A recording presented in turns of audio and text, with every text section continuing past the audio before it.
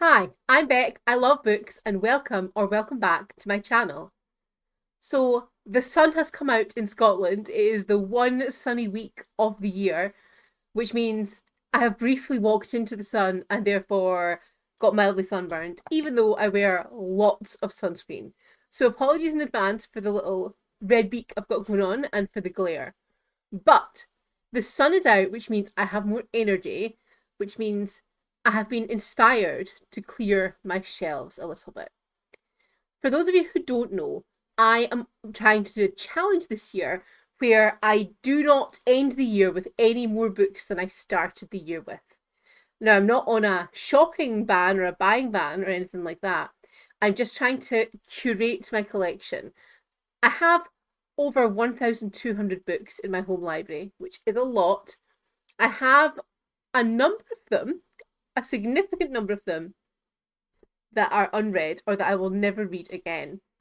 I think that I very much fell into the trap when I first started making book content of needing multiple copies of the same book, of absolutely needing new releases, of needing special editions of everything. And I'm not saying that I never buy special editions anymore, because I do, but I think that I am much more likely to skip book boxes now if I don't like the thing that's coming up.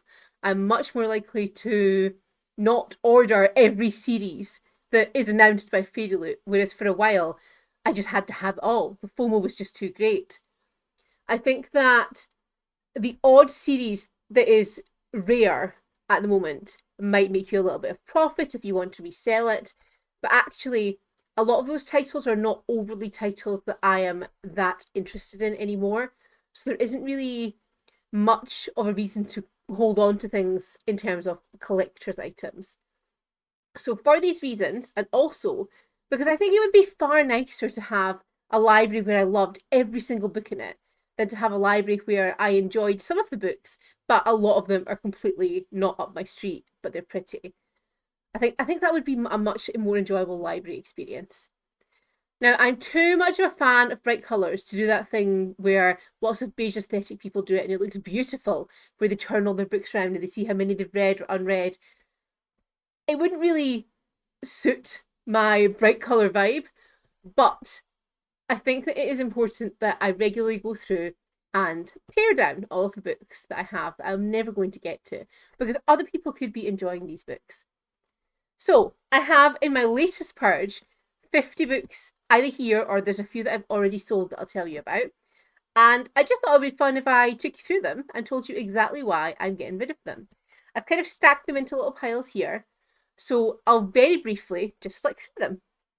So here is the first section of books that I am getting rid of. I have two of these, so someone else can enjoy that one. I picked this up because I saw it in Waterstones, thought it looked really good. Actually, don't think I'll ever read it, so that one is going.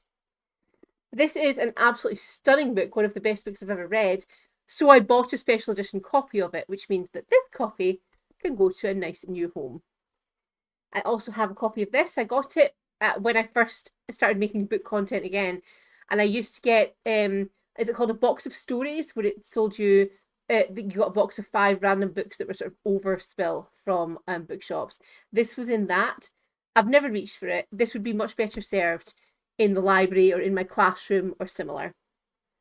So excuse me as I maneuver my piles around.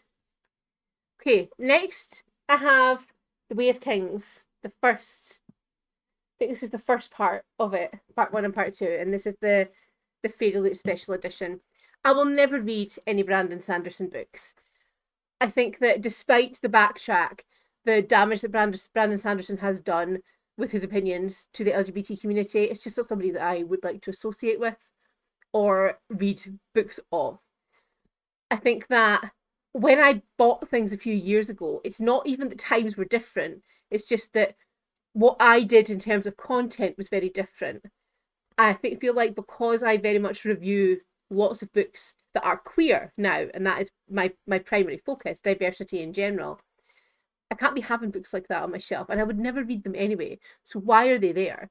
I kept them for a while because they were pretty copies and they might be worth money, but actually, so I'll be trying to sell them on Vinted.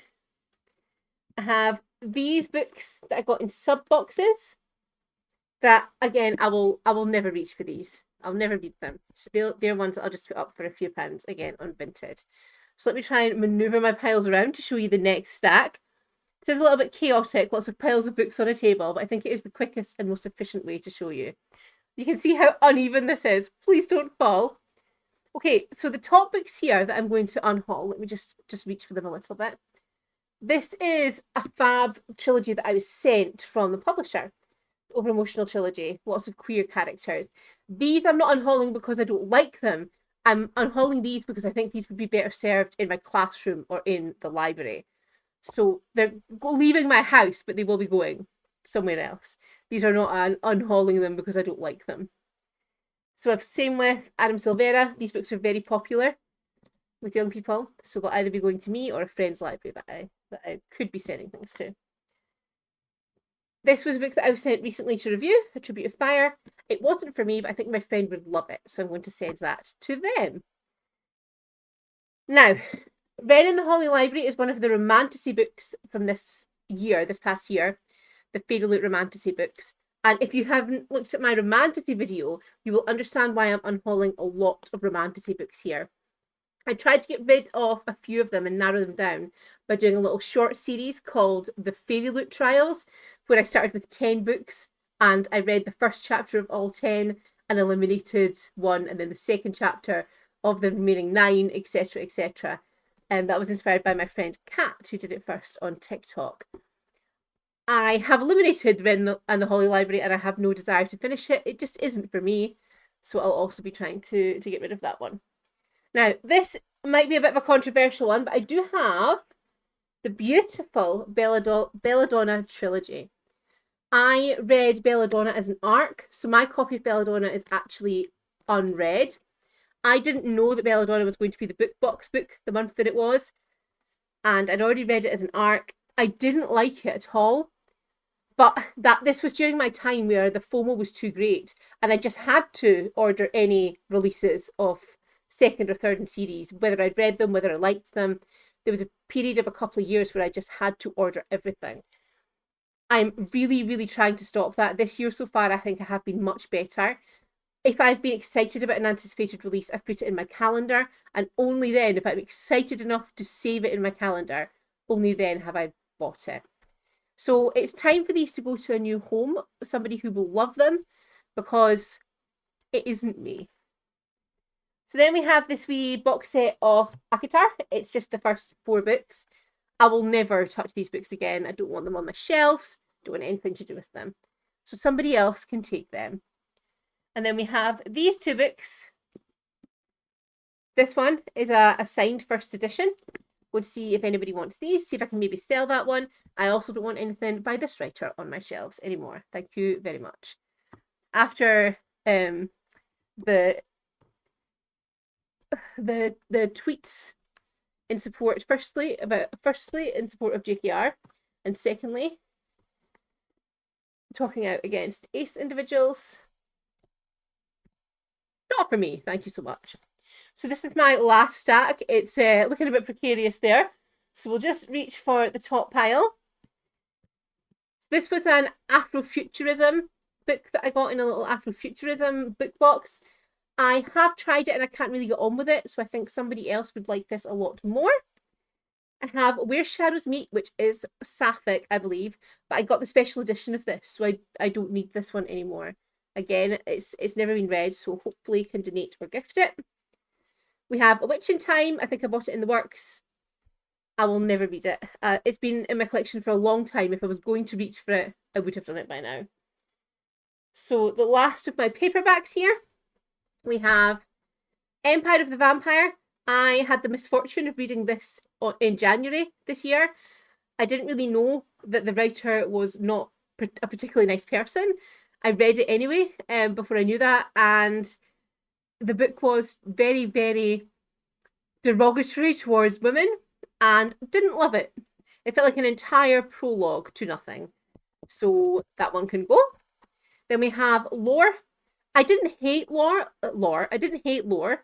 It just wasn't for me. I feel like it had such potential, but I didn't love it. So hopefully someone else will love that one. And we have Kingfisher's What Moves the Dead. it just, again, it also wasn't for me. I found it a bit too plodding, a bit too twee. But I have a friend who wants this one, so I'm going to give it to my friend. Then we have these lovely hardbacks of the Aerosmith books. I will never read these again. I don't want them on my shelves, so they can also go. Then we have A Fate Inked in Blood. This was a gift from my friend Dali, but I got the special edition. I didn't realise I got the special edition. So I'm going to gift this to somebody else who will hopefully read it. Then we have The Final Strife. Now, I'm only unhauling this because I have ordered the special edition Illumicrate set. So there's no need for me to have 2 special edition copies of the same book. I'm trying very hard not to do that. Although if Samantha Shannon does come out with any more special edition series, which I think she is, it's going to be hard to say no to. So this one is going. Then we have some more romantasy books. So I've got The Dagger and the Flame, the Fairy Loot one. I just couldn't get on with it. I just didn't care. And that was part of my Fairy Loot trials as well. So that one can go. I'm surrounding myself and burying myself in books here. Then I have Bonded by Thorns, which was another romantasy one.